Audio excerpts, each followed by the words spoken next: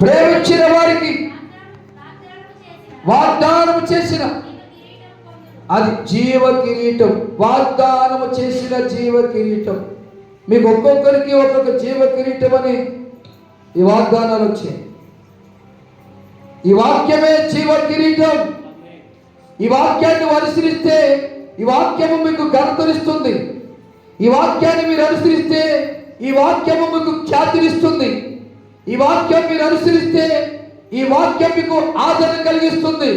ఈ వాక్యాన్ని మీరు అనుసరిస్తే ఈ వాక్యము మీకు నెమ్మదిస్తుంది. ఈ వాక్యాన్ని మీరు అనుసరిస్తే ఈ వాక్యమే మీ దరిద్రత కొట్టివేసి ధన్యత కలిగిస్తుంది. దేవునికి స్తోత్రం. హల్లెలూయా. ప్రభునందు ప్రియమైన దేవుని ప్రజలారా, యెహెజ్కేలు గ్రంథకర్త ద్వారా ఒక మాట చెప్తున్నాడు. చూడండి, యెహెజ్కేలు గ్రంథం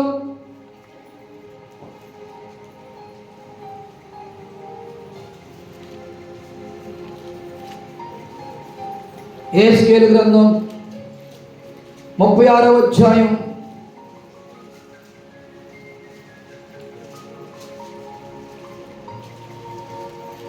36.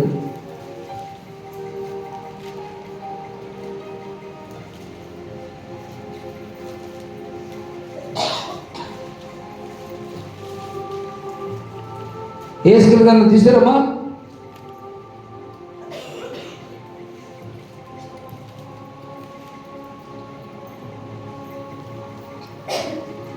సమర్పణతో సేవించెదను నిన్నే. 36:11 సజీవుడనై ఆరాధించెదను నిన్నే. మీ మీద మనుషులను పశువులను విస్తరింపజేసేదను. మీ మీద మనుషులను పశువులను విస్తరింపచేసేదను.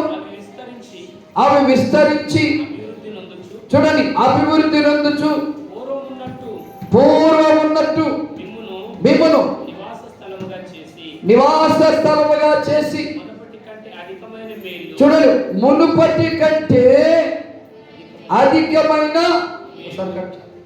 దేవుడి ప్రజలు అంటున్నాడు యెహెజ్కేలు ప్రవక్త ద్వారా.